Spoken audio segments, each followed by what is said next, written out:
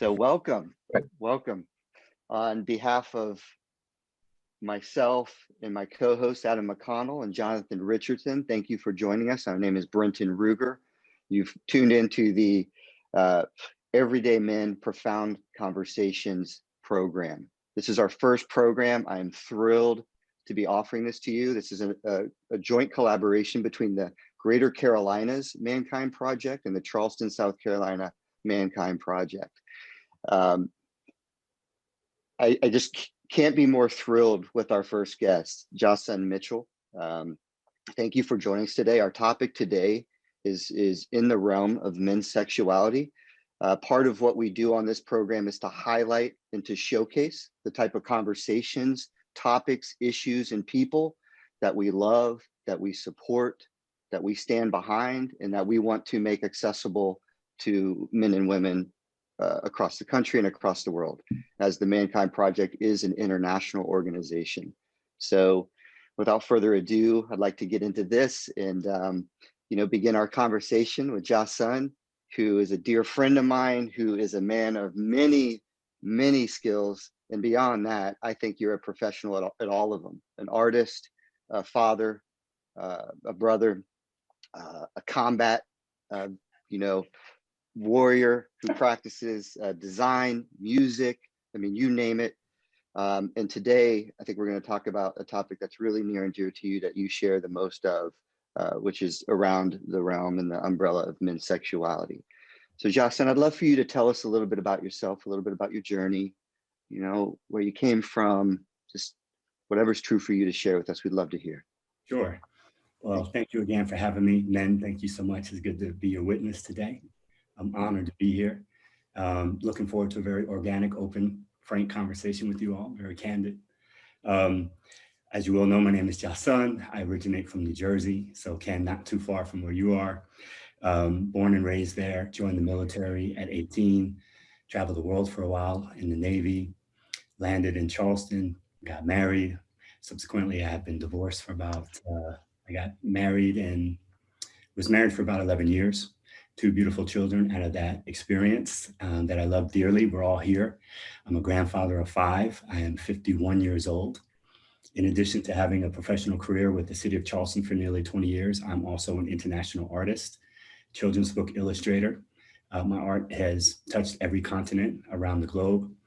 I'm a yogi, and that really is what started my journey into what I would say awakening every day, because I don't believe you ever really get there. So I'm still a student. I'm a guide. I'm a coach mentor. In addition to that, I am the founder of the JahSun 21-Day Tantra Challenge, which is a big part of our conversation today, what we're going to be talking about. Sexuality, Tantra practice, semen retention, and why it serves men so powerfully. So I've been really privileged to have a global audience of men and women that are doing their inner work, doing this healing work around the realm of sexuality, energetics. And I think I have somewhere over 5,000 plus students and tribe members around the world. And it all really started with me just doing my own practice. I've been doing this journey for many years, unaware. And I just love how the universe will just choose you for something. And you just, if you're listening to your intuition, and not this, you just move into that space. So that's what I did. So I started practicing semen retention years ago. Anytime I'm not in a relationship, monogamous relationship, I'm abstinent. And that's what started the journey. Even before I knew that's what I was doing, I was already doing it. And then one day Spirit was like, why don't you invite some men to join you? And because I usually do 21-day cycles of semen retention. So I did, just grab my recorder, do it on. Hey, this is what I'm doing. Anyone want to join? I literally thought maybe 5 guys would do it. And it turned out to be 1,600 men from across the world doing a semen retention practice with me for 21 days. So after feedback, they were like, JahSun, like, I would have paid for this. Like, would you do a program? So that's when I decided to create the JahSun 21-Day Tantra Challenge. And it just keeps growing and growing and growing. In fact, we just finished our last round for 2020 in December, had almost 500 people doing this work. And it's just beautiful to see. and I'm just super humbled. It's not about me at all. You know, I'm just a regular dude like you guys. I make mistakes every day. I fall down. I fumble every day. I just get back up. You know, dust it off, lick my wounds, and keep on going. That's all I know to do. I think if you're going to be in the realm of spirituality, it's important to become resilient. Become resilient and find where your willpower is, where your strength is, because you're going to get dragged. You know, this is not a beautiful walk. If it was a beautiful walk, more people would be doing it, right? So what's trendy and what's easy is usually the common road. So what we're doing in this, even in this conversation, there's people doing all different types of things. There's no judgment, but we are here. So, you know, keep growing your muscles. That's what I would say. And that's a little bit about me. I'm here just as an open vessel to see how I can serve you best. Don't be shy. I love it. I love it. Thank you so much for that. Thank you. Thank you for that share. So something you said, and I really love it. The conversation, and so on some levels, this conversation that we're having could be more taboo. You know, these are the types of conversations that we, as men within the project, the Mankind Project, and within our local community, like to have. And so I see personally a difference between spirituality and consciousness. And so our first topic, you know, talking about Tantra and energy, which I think, being a yoga teacher myself, has often been associated with sexuality. And I see Tantra as so much more than that connection. What is your thoughts around Tantra, and how does it serve you, and what's your belief system around that, the word Tantra? Sure. In that practice. Yeah, great question. Thank you. Well, clearly it can't be about sex because I've been single and abstinent for nearly 8 years. So that kind of just dissolves that idea. But to your point, yeah, a lot of people, you know, think synonymously like Tantra is like Kama Sutra. No, not. Just like in yoga, there's 8 limbs to yoga, not just getting on your mat and being really bendy and flexible, right? Yes. You have your sutras, you have all these other things that bridge you together, right? And yoga is just a union with God. Tantra yoga means still union with God at the end of the day, but it's more energetics. So if you ask 100 people what Tantra is, you're going to get 100 different answers. What it to me is liberation. If I had to use one word, that would be it. Liberation. Okay. Inside out. All of the societal conditioning that we've been taught about a litany of things doesn't even have to do with sexuality. And becoming a liberated man or a liberated woman through the practice, and delineating the difference between sexuality and energetics, because they're not the same thing. So it's just a big permission slip to be in your own personal power, because that's the center of true empowerment. It's never outside of us, it's inside of us, right? Scripture says that the kingdom of heaven is inside of us. And it has nothing to do with being spiritual. So I love the fact that we're having a real conversation, because it's funny, because I'm working on a program like semen retention for real life, for real men, for real life, because not every guy is going to be so spiritual, you know, and yes, that's not really necessary for the practice. It's about awareness. Everything becomes richer. Sitting outside, like when we finish here, I'm gonna go sit outside and kiss the sun. The sun is out today. It was raining yesterday. I'm gonna go let the sun just warm my face, and whatever the breeze that's hitting me, just it feels so much more robust. Watching butterflies go by, watching my grandkids play, and whatever else that may be, just fully immersed into just this experience here. And I know that a lot of people are, you know, kind of into the 5D thing, but our souls have still chosen to be in this realm too. And all the beautiful nuggets that are right here in front of us, because we, right? We chose, every man here chose to be here. So for me, that's what Tantra means. Liberation, freedom. Love that. Yeah. I love what you said, fully immersed in the experience. Yeah. That really hit me. You know, not denying any aspect of what's going on in my life, and facing it head on. And I love that. Yeah. And intimacy for me, you know, is a big deal. You know, it's important in my marriage. It's important in many realms of my life. And I think that's a big part of what we're speaking to. Yeah, So, intimacy, and that's it. Intimacy into see me. We're creating intimacy right now. mhm, Right. Being here to check in. Yeah, I'm feeling a little joyous. I'm feeling a little. I'm afraid, man. I'm yeah, nervous. That's yeah, intimacy, allowing us to see past the veil. You know, especially yes, men with all our bravado. It's good to put that down. And mhm, again, Tantra is that permission slip to allow you to do that, because we are masculine and feminine, guys. We are both. Duality. This universe is structured around duality. Sun, Mhm. moon. Sun, literally, rain yesterday. Life, death, right? And we can go on AM, PM. We can do this all day. We are in a dualistic paradigm. If we're here, we know there's more, but we're talking about right now. that's right. So for men to be able to, practice intimacy and saying, guys, I feel afraid. This is where I'm at right now. I'm feeling pretty shitty. And that's okay, because nothing lasts forever, whether it's good or bad, Yeah, right? That's the thing we have to remind ourselves. So yeah, it's a balance. It's a dance.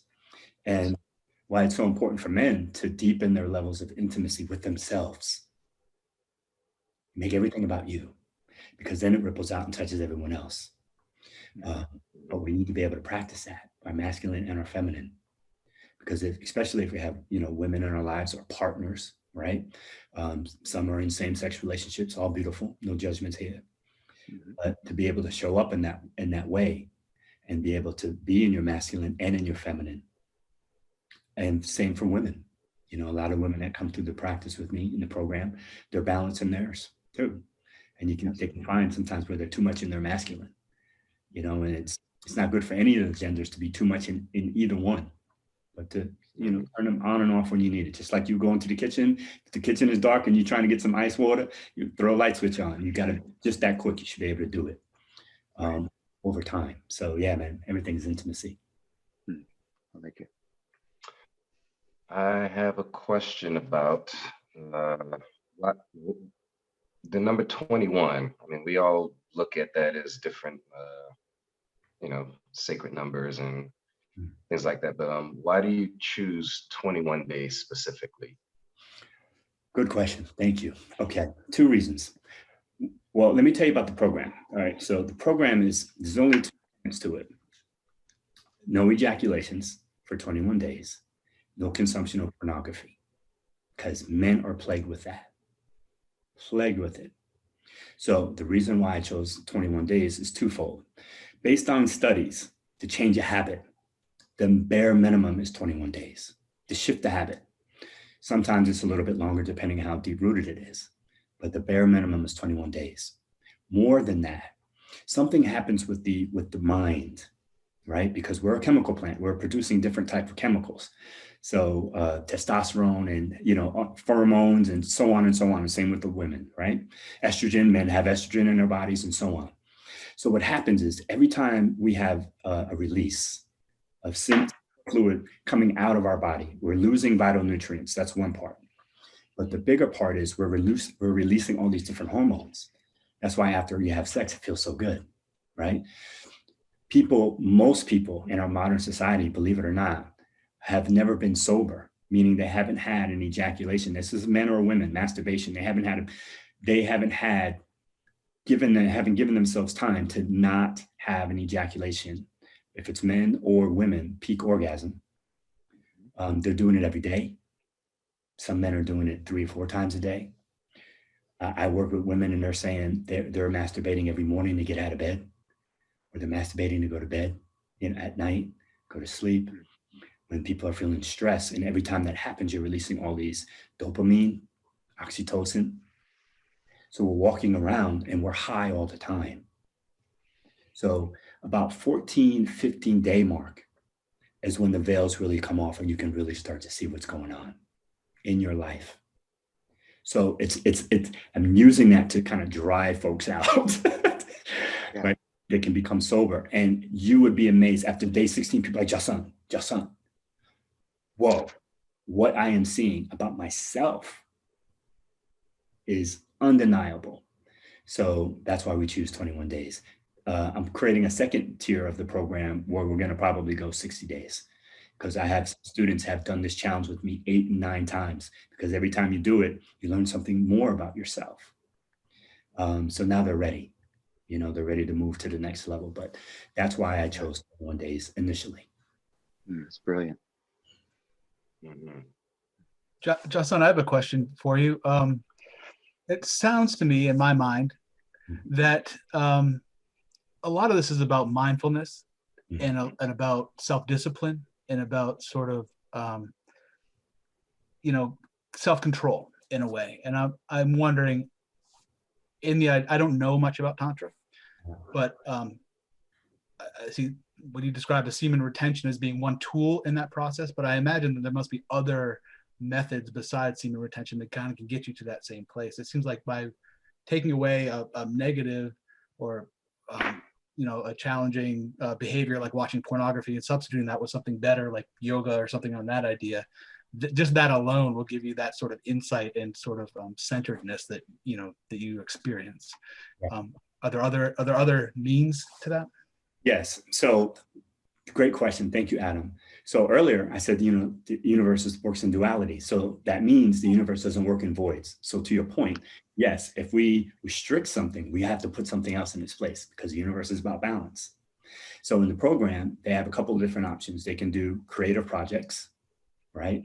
We also infuse Kundalini yoga. So Brenton Yadev is our Kundalini teacher for that. Mm-hmm. So we have practices from week 1, week 2, week 3.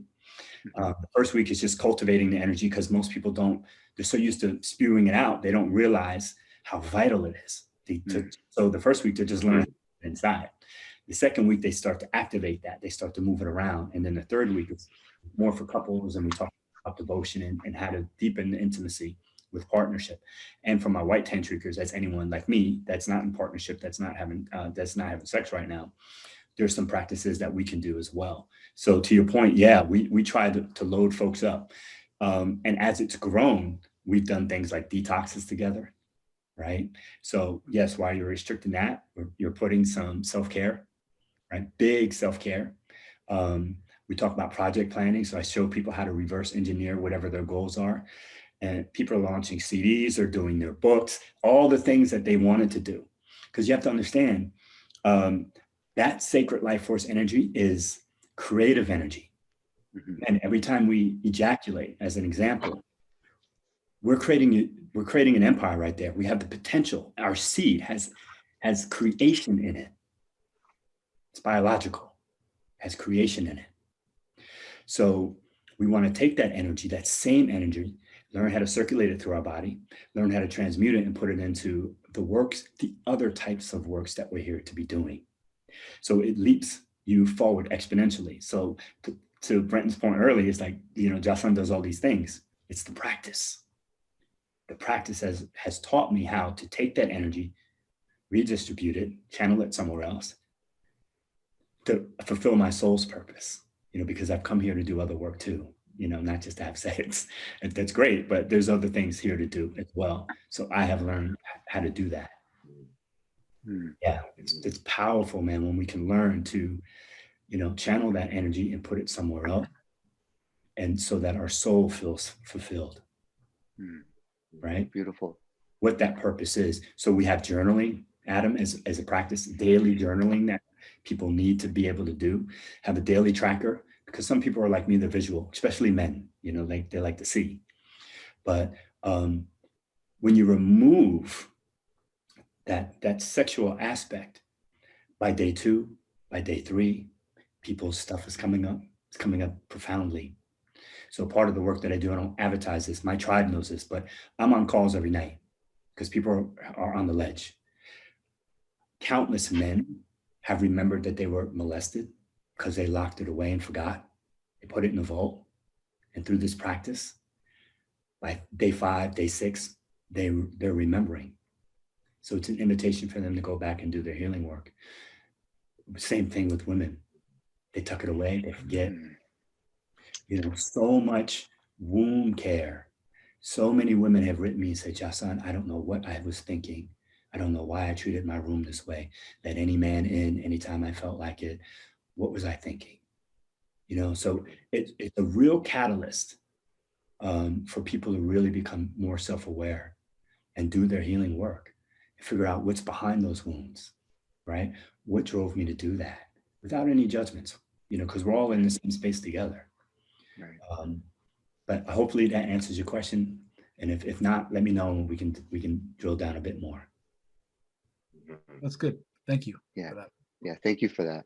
And it's really fascinating because a really good friend of mine who's also within the Mankind Project, Paul Newell, wonderful man. He mentioned the other night, I was watching a video about two things that we're seeing a lot in men's circles and in this community of men that we're in. So a couple of things that men are getting from these groups is connection and release. Yeah. We carry And so we talk about that word release. And to me, that's a big piece that I personally used to think that the practice of masturbation or ejaculation was a form of healthy release. And so this might contradict that a little bit in a healthy way, and maybe a functional way, meaning that it can be a healthy release, but when it gets out of balance, what is the price that people pay? And what I also heard you say is that energy, learning to release that energy and allow it to come out in more functional and healthy and supportive ways can be beneficial. Absolutely. So let's talk about yeah, I would love that. Yeah, because there is a distinction. So I'm not celibate. I'm abstinent. Celibate is when you're not doing anything. You're just storing all that. But the real truth is, especially for men's health, that's not healthy on a physical, biological level. At some point, you can only store up so much energy, right? And then we'll draw some distinctions between an orgasm and an ejaculation here in a minute. But let's talk about sacred release. Okay. Some guys, you're fasting forever, and that's not true. You're fasting for a period of time. And I have sacred releases. I have probably, well, let's talk about this. So as a 51-year-old man, it is, I believe, that semen retention is a prescription for every single man, spiritual or not. It has to do with your biology. So when you're, and you guys, we're all different age ranges here, but you remember when you were 18 and those hormones are raging, and you had on all the time, 4 times a day. And you know, they have done scientific studies that say men think about sex about 250 to 400 times a day. I know that's true for me, even still. So we're just hyper, it's in our mind. About 25, we hit about 30, it starts to decline, right? The sexual urges start to decline. We start moving into our 40s. Now we're having issues with blood flow. We're having low T, we're having ED. You get my age, and on and on and on. So the older that you get, you want to have less ejaculations. So for me at this age, I may have 11 a year. So for every 4 to 5 weeks, because what happens is it takes so much longer for our testosterone to rebuild in our body as we get older. Okay. So when you're 21, yeah, man, that's why you can have sex 5 times a day, because there's really no depletion of your testosterone. But the natural progression as you get older, especially when you hit 40, you're going to feel it. If my guys aren't hitting 40 yet, you will feel it. You'll feel this shift. You're waking up, you know, you're not having that morning wood anymore. Okay. You're having a kind of like, you know, it's not fully hard. It's kind of limp. And a lot of that is because we're letting those vital nutrients out of our body when we need to learn how to keep them in. So one of the things I have all of my men do, or at least I suggest it, is that before you start the challenge, go see your practitioner, get some lab work, get a workup, find out where you look at your numbers, because numbers don't lie. Find out where you are. See if you're deficient in your zinc. That's a big one. Your vitamin D, right? See where your testosterone is, and then gauge it. So part of this work that I do is I'm looking at numbers. I'm looking at my levels. And so I have energy for days. Rarely get tired. So it's just important for men to be able to do that. So as we get older, our body just naturally generates less testosterone. And what do you guys think comes in its place? Because everything is balanced. So if our testosterone is going down, what's going up? Estrogen. That's it. Yeah. So when you see the man boobs, or when you see guys walking around and they have kind of like a bigger midsection and their legs and their arms are skinny. And generally people think that that's, oh, he must have a lot of beer. No, it's not. That's too much estrogen. So the semen retention practice, it is a prescription.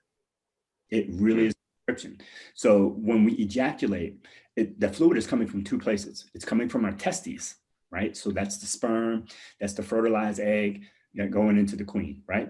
But we also have nutrients coming from our prostate. So they come together and shoot out. Vital nutrients, proteins, things that we need to keep. So part of the distinction between an ejaculation, that release, and then after we're tired. The reason why we're tired is because we just shot out a kingdom. And we just shot all our vital nutrients. Right? That's what we don't want to do. Even guys like me, I have a vasectomy. So I still have an ejaculation. It's still the same color and all of that. It's just not fertilized. Every time I ejaculate, I'm still releasing all those vital nutrients, those proteins and things like that that I need to keep in my body, keep my body strong. Every man needs to be doing that. And we also talk about prostate health and all the things that men, as we get older. Black men, if you're 40 and up, you got to watch your prostate. White men, it's 50 years and up. I've been working with my prostate since I was about 28. I've had prostatitis over the years, so I have been doing this work. So there's a lot of healthy things that you can do to your prostate to keep your prostate strong. So a lot of guys think, oh, if I don't ejaculate, I'm going to get sick. I'm going to get prostate cancer. That's not true. You have to learn about your anatomy. You have to practice self-care at a high level. Mm-hmm. And there are certain practices in Tantra, like prostate simulators, prostate massage, milking. There's things that you can do to have a healthy relationship with your lingam. So back to the sacred releases. Based on your age, you can determine how many you should be having, right? And the real beautiful part about the sacred release, Brenton, is what we were just talking about earlier, the mindfulness, right? The awareness. Yes. By moment. So let's play it out. We've all probably been there, right? Yep. Are ejaculating, we're standing over the sink and we're shooting it into the sink, or we're shooting it into like a rag and a towel or something like that, and we're going on. Well, we want to replace that. And usually the guys are fantasizing. Okay, even if they're in partnership, they're usually fantasizing about someone else. Yes. So in Tantra, we work with visualization, not fantasizing. Visualizing is different than fantasizing. Fantasizing takes you out of yourself, out of your body, takes you somewhere else. It takes you away from your partner. People are in making love to their partners and fantasizing about somebody else, men and women. So there's no judgment. Brings you back to you. So you can visualize your own energy circulating through your body. And I teach men how to create a microcosmic orbit within themselves as they are doing their sacred practice, right? As they're doing their sacred release. So what I do is when it's that time, 4 or 5 weeks, I know my body well enough. My body lets me know, right? I'll take a nice sacred bath. I'll lay out candles. I have a playlist that I put on. I'm not fantasizing about any woman. It's my way of taking care of me. It's my self-care practice. And in that, I teach men a technique. It's called edging. And it can be complicated, but I'm gonna keep it really simple. I want you to think about a scale from 1 to 10. 10 is when you have that ejaculation and you go off the cliff, off the waterfall, okay? That 10. But the scale that with your energy from 1, 2, 3, 4, 5, 6, 7, 8. Well, what happens generally for men, because men are usually in a hurry, they go from 0 to 60. In this case, 1 to 10, and let you know they're done. Did you not know that the average lovemaking session is 10 minutes? Globally, it's about 10 minutes. I thought, for some reason, I thought it was less than that, but that a lot of people think that. A lot of people go 2, 3, 4, but generally, because it's typically goal oriented. Correct. Right. It goes back to that 1 to 10. So what we are doing here, this practice of edging, literally is feeling the energy at 1, feeling the energy at 2, getting to a 4, going back down, breathing, going back up. Yeah. Go up to 7. How does that feel? Without going over the edge, bring it back down. Why this is important for men to be able to do independent of our women around, right? Or our partners around, is because we know that it takes women at minimum 20 minutes to warm up. Men are usually done by then. So the practice of edging, and why that sacred release in that practice is so important, is because it helps you build the muscles to be able to meet your partner and stay with her until she's ready. And then you that release together. It's a training. So you have to have your sacred releases so that you can learn how to work with that. And a lot of times, guys, I will be edging. I'll get to 9, not to 10, but I'll get to 9.9. And there's a technique where you bring that energy from your second chakra, that build up, that wants to release, you bring it up through your spinal cord, bring it up around, back down into your heart. And it's a loop. You can create your own loop. And here's the part that's most important. You will learn how to create your own orgasms. So an ejaculation is when it goes out, and orgasm is when it stays in. And it's a subtle ripple. So instead of the ejaculation, and your whole body stiffens up, and next you know, like I said, you're ready to go curl up and go to bed. You're not doing that. You're riding this wave, this subtle wave, and it ripples, and it just continues to ripple. So instead of that 5-10 second window of an ejaculation, that peak orgasm, what you're able to do is kind of like surfing. It's like surfing. You're just riding that wave, and you don't stop. You can have multiple orgasms. Men can have an orgasm from their prostate, because that's the male G-spot. Most men don't know that. We have a G-spot too. It's in your prostate. So you can have one there. You can have a heart orgasm. You can have a brain orgasm, a full body orgasm, and you can have multiple that can ripple. Right. And it's like, partner. Which has nothing to do with ejaculation. That is correct. So this is something that's more energetic, and that can actually stimulate and fulfill your body and serve you physiologically and biologically. Boom. That's why every man, in my belief, needs to learn how to separate them, right? Because if a man has an ejaculation before his female partner has had hers, you know that's going to breed some resentment over time. We know that. Yeah. Right? So that's how you can meet the queen where she's at, and you can both do that together. And it's a sacred practice where breathing is involved, communication is involved. He's got to be able to say, honey, I'm at 7. We need to cool down. Let me massage you. Let's do something else, and go back into that. Man, a tantric man can make love literally all night long without fail. But that's why you have to have your independent practice away from any partner, so that when you bring your tantra to the lovemaking session, because I bring my tantra to my day job, Adam, I bring it right to the government. They're like, why you have so much energy? Why you have so much joy? I'm like, my tantra practice goes anywhere. You bring it with you wherever you go. So that's the distinction between having an ejaculation and learning the nuance of giving yourself orgasms and feeling that energy. Men, we deserve that. That's our birthright. The Creator gave us that, right? And it's our responsibility to learn how to cultivate that and nurture that. And if we're fortunate to be in partnership, share that experience with your partner. It's beautiful. Beautiful when you can cry with your queen or your partner. Just cry together, crack you wide open. So this is again about intimacy, into see me. Yes, sacred releases, very, very important, because if you're not careful, so a lot of guys, they come, they want to do it longer. I've been doing it for 6 months, but they haven't actualized. They haven't really integrated what they're doing. Like Brenton, to your point, it's just like that goal orientation. So they can go, fellas, I did it for 6 months, but they haven't actualized anything. And in a lot of cases, which I learned very early on, by having prostatitis, anytime you have itis, that means an inflammation and like an infection somewhere. So I was not having sex. I was just holding the sauce, and I'd be seeing my urologist at like 32. He's like, why are you in here?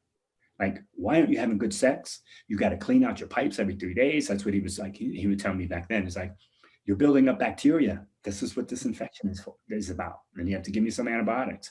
So that's really how I really got into the practice, even before I knew it was what it was. At some point I had a stigma around ejaculating. He wound up asking me, he's like, what's the reason? Like, why aren't you having ejaculations? I'm not saying if you don't want to have sex with anyone, I get that. But like, why aren't you taking care of that?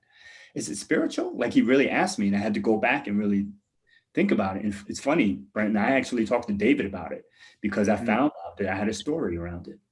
Like it was like I had a negative connotation around it. And we had to unpack that together. We did that work way back then. And I had to reframe my mind about what it was, why I was doing it. And I had to understand it was self-care.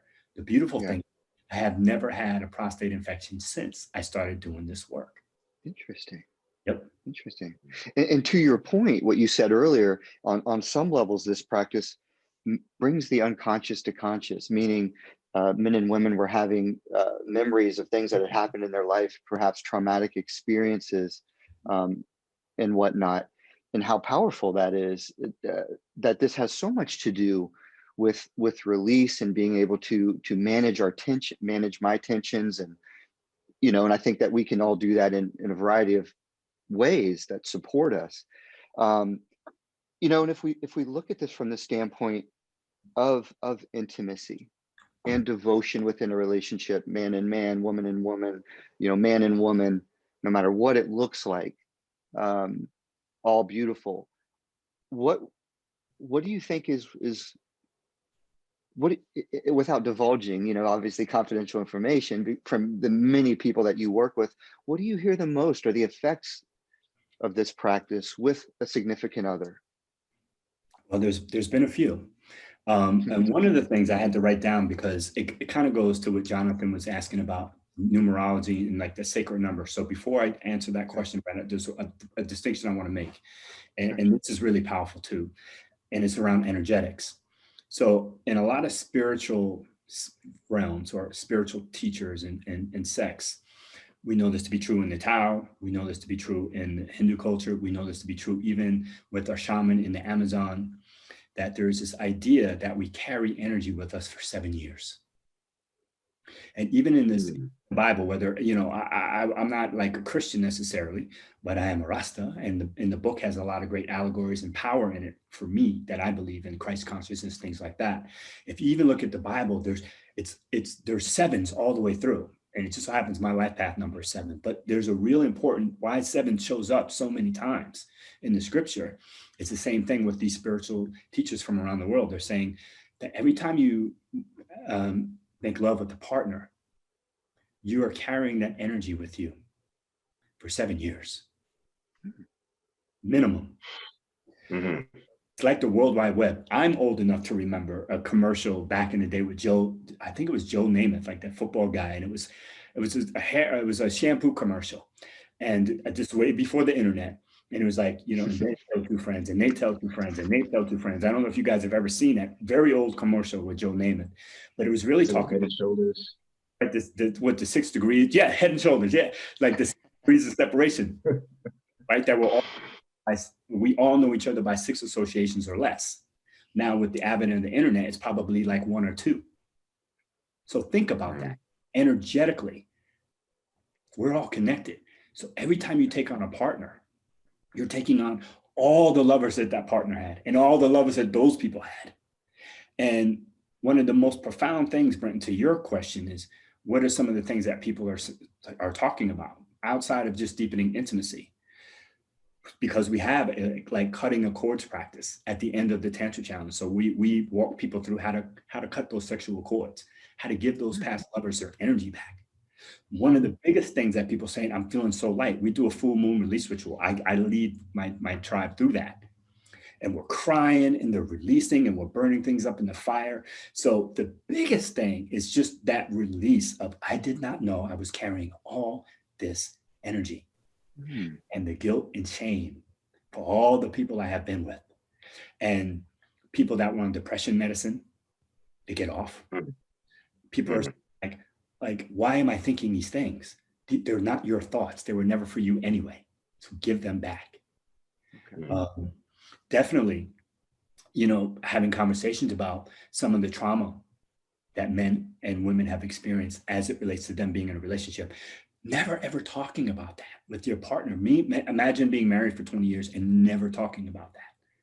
So it opens and invites people to start to do that. Devotion. Men, again, why this is so important, guys, is it brings you very front and center and present with your partner in a way that you won't realize until you go through it.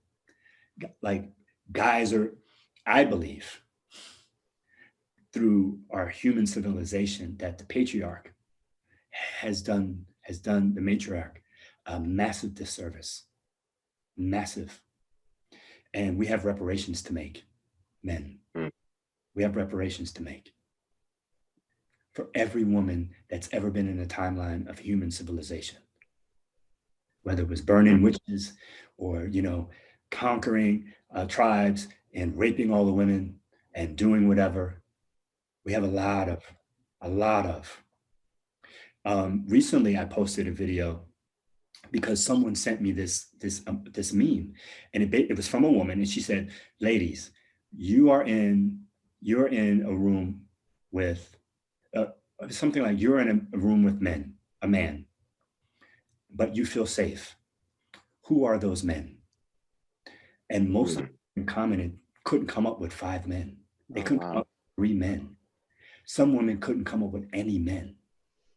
You guys check out my Instagram, it's there. You'll see the comments. So if men don't think we have reparations to make, we are fooling ourselves.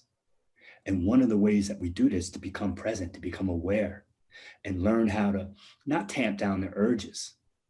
But I can tell you this, women do not trust men that don't have control of their sexual urges. If a man does not have control of his sexual urges, women won't let you lead them. And I can tell you, women want you to lead them. Yeah. That isn't dominate them and lie way to high. That's not what I'm talking about. That's not leadership. If we're talking about real leadership, it's receiving feedback, and listening to ideas and letting people actualizing those ideas. It's not about leading, is not really leading in the way that dominance. Right. But I can tell you that, to your point, when a man can have sexual control and discipline, you can lead a woman anywhere. She will trust you, because women do not trust us by and large. And it sounds like a lot of what you're saying is like energetic and emotional control, being self-referential, knowing who I am, knowing my body, and how that transfers into a relationship as leadership, I would imagine, and how that's received by a partner, a significant other. And think about it. Like, we're talking energy now, and because we're all electric beings, okay?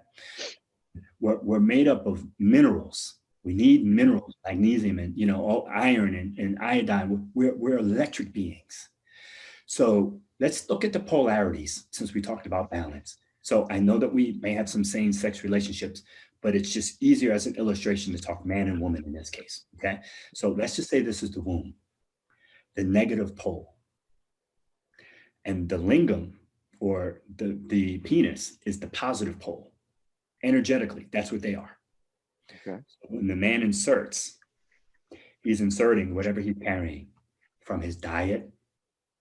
That's why a lot of women in their womb, their pH is off. It's because of the men.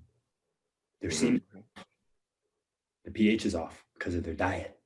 If it's acidic, he shoots into the woman. Now she's got a pH imbalance.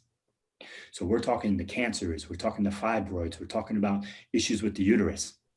A lot of it is trauma from men. Had a bad day at work, you didn't make your goals, you didn't make your number goals. What do you want to do? You want to jump on the queen, boom, boom, boom, boom, boom, and pour your frustrations out into her. So we're talking energetics here. You would be surprised what the womb is carrying. You'd be surprised. So there is a lot of subtlety and subtle aspects of this conversation that we could probably dive into for days and years, and quite frequently the rest of our life. I mean, Correct. Really. Correct. So that's really powerful. I know our time is limited, but I want you to. I have a question about the term you said, actualization of semen retention. How do you see that? Like, does that have anything to do with like healing or setting intentions towards something? Like, how does that work? That's a new term for me. Sure, actualize, it to me means totally activated, everything being activated in your awareness about why I'm choosing this, why I'm choosing actualizing it. You know, here's what I mean. This is an experiential thing. This is why we're having a table talk conversation around it. The real truth is, man, you got to get your hands in and get dirty. It's the same thing with yoga. You know, it's the same thing with healing work. I mean, it's cute if you want to go sit at the table and talk about it around, you know, like tea on an intellectual level. But what I have learned about life, what life has shown me about anything, you got to get in. You got to get in, you got to have your own experience. And by doing that, you are actualizing. So it could be mantras. We can do all these external things, spiritual tools, Kundalini, journaling, those are all external. Actualization, what I'm talking about is being able to fire off the energy inside of you. Like learning how to balance out your own chakras. How about, let's talk about being in integrity with our words. Let's talk about our thoughts, then what we speak, and then what we do, because that's a 3-step process. So when I'm saying actualizing, I don't want to make it this grandiose, like esoteric, ethereal thing that you can't really grasp. Everyone's walk is going to be different based on how they show up for it. But an actualized man, a man that can go into a room and not want to sleep with every woman in the room, because generally that's how men think. They'll sleep with any woman, generally. They may not tell you, but they're pretty much open to sleep with anyone. But to be able to go into a room like a king and not lust over a woman, that you can see her as her divine feminine and honor her. And if she's beautiful, all women are beautiful for one thing, right? But to not lead with that, actualize in your own center, you're anchored in your own self, you and the creator, nothing external. That's actualization, in my view. I once heard the most powerful man in the room is the one that has nothing to hide. Yeah. You know, and to me that it speaks to what you're sharing. Understanding myself, being transparent, being, you know, strong in my vulnerability and knowing who I am, taking very little personally, receiving feedback. Yeah. And integrity and accountability is a big aspect of the work we do in the Mankind Project. So yeah. Yep. I think that this really falls in line. That's everything, guys. Let's look at the world right now and what we're seeing and all the deflection. Yeah. To own your shit, that's a superpower right now. That's a superpower. And that's the concept of real healing, is to be able to say, that was me. That was me. I'm not going to fluff it up with conscious conversation right now. That was me. I'm out of integrity. I dropped that ball. It was me. I can't tell you exactly why, but I'm going to go find out, and I'm going to report that back when I know. That's a lot. Right. Men aren't generally speaking that way. It's one of the reasons I decided to meet you men here, because I know that you're doing this work, and the work is never done, right? So lifelong process. It's a lifelong process, and the worst thing that you can say is, I've healed all that. There's no more work to do. I'm here and they're there. No, there's no levels to this thing. This is an onion. This is not linear. Right. It's not linear, man. You're going to be doing this work. So the beauty in that is you can relax. You don't have to be so rigid. There's nowhere to go. Right. You're already here. Where are you going to go? We're here. And that's beautiful. Indeed. Well, we're getting close, so we got a few more minutes. Right. So I want to wrap this up. Adam, Jonathan, you guys have anything? I had one question, JahSun, that struck me. You mentioned that you take your practice into work, and people recognize that when you're there.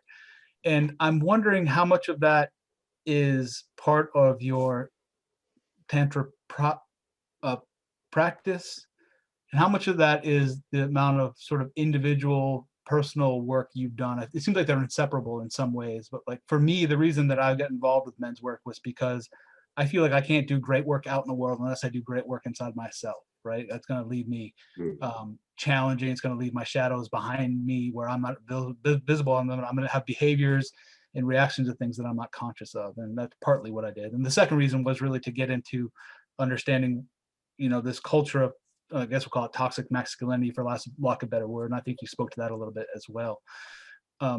In the videos that you've shared on YouTube, and I definitely honor you for your vulnerability and sharing there. It's some intense stuff, and you've overcome a lot of trauma. When I see you now, right, I see this man who is centered, grounded. You have this radiant smile that is just absolutely like welcoming. And we've never met before, but you have this just extremely attractive presence, magnetic, presence. And so thank you for that. But how much of that is the continual practice of Tantra versus how much of that is the sort of personal inner work that you've done in the past? And can you separate them, or are they part of the same? Sure. I'll just try to segment them out. And thank you for seeing me, brother. Thank you for that. Like I said, this work is never ending. And I'm going to say something to Brenton that he does not know. And this is relevant to the question, Adam, because Brenton has been a supporter of my art for as long as I've been painting. When I came out in 2013, Brenton came to my first show. Brought Sophie. I'll never forget it. I remember what you were wearing. You had a vest on. I remember what you were wearing. And he's come to every one of my shows. He's bought my original art when other people did not. And what he didn't know is I was terrified doing that work. And I would do these pop-up shows, and they'd be like 2 hours long. And I was fashionably late.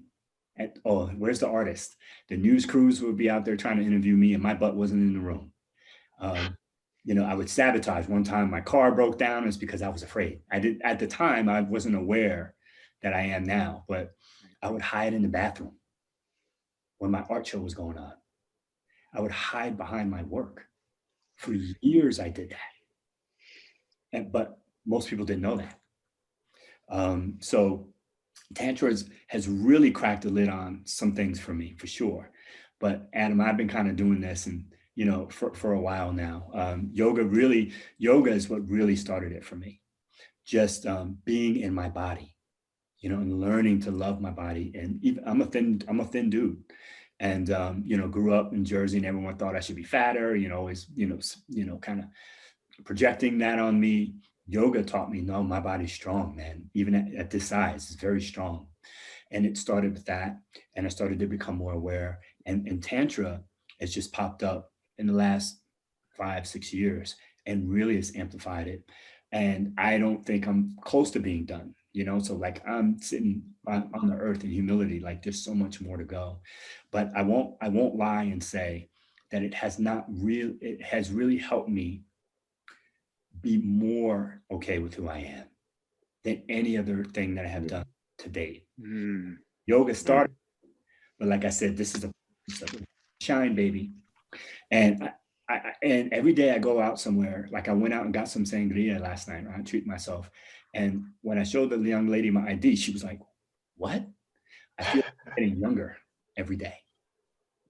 And I didn't know how to smile. Right? Even back then when, I was dating Deja. I think you remember those times. I do, yeah. And she had to teach me how to smile. She was a radio personality and she was an actor. Yeah. So she taught me how to smile. I didn't even know how to smile. Yeah. And now you can't stop me. I was just thinking that. Yeah, I'm for no reason. I'm just driving and smiling. I know people are like, what's wrong with that guy? I love that. Which to me is just an absolutely beautiful byproduct. And, even if it's part of the goal of living a happy, joyous, fulfilled life, it's really beautiful to see that evolution. Yeah. Adam, I would tell anyone, just be,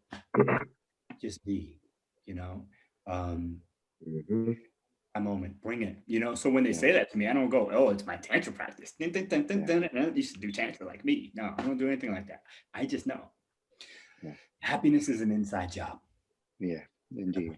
We get to decide. And as no, Brenton, go ahead. Well, I was just going to say, in one of the biggest impacts on me of being part of the Mankind Project and this men's community here in Charleston, having the wealth of support and love that I have around me is that I realized how important it is for me to be okay with who I am. Yeah. And how much that benefits me as a man. And so any man watching this, if you want to, come check out one of the groups we host here in Charleston or beyond. I'm sure there's nationwide, there's groups. So it's to me just a wonderful aspect of what we do is through my own work, in my passage of life, in my experiences, we support other men and being okay with who they are, and understanding that for me, what this work is about is being just a little bit of a better version of myself every day, and committing to that. Yeah. And I'm really grateful for this discussion today. And, again, if anybody's interested in engaging in more of this type of conversation, welcome to send a message to this page. Please, explore JahSun's work. My opinion is you will be glad you did. And if you do send a message to this page, somebody will get back with you. And we'll also post some links to JahSun's work and his website and Instagram feeds in the feed below as well. Yeah. So we got access. Are you okay with that, JahSun? If we cross-pollinate a little bit? And yeah, man, that's fine. Yeah. Okay, thank you. To my men. Beautiful. And it has something to do with our DNA, like our hunter and gatherer. Like, we are, our ancestors were farmers. We put down a seed, 3 to 4 months, we're expecting a harvest. The nature of life. Mm-hmm. And we drive too hard. And we push too hard. And we're too hard on ourselves. And to any man is just do your best to relax that. And which is not to say, I don't want you to give it all you got. It's not the same thing. We can get so rigid that we break. And what you want to do is be like that young bamboo tree that can go this way and go that way. And just relax. And just give yourself permission to just relax and tell yourself everything is perfect. Everything is perfect right now. And you would be surprised.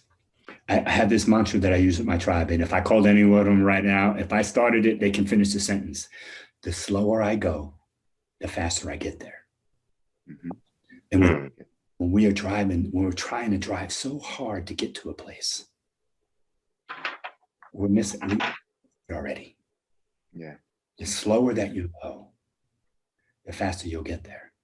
Slower that you talk with your beloved, slow down, get out of your head, get out of thinking about the next six things you're going to say back to them.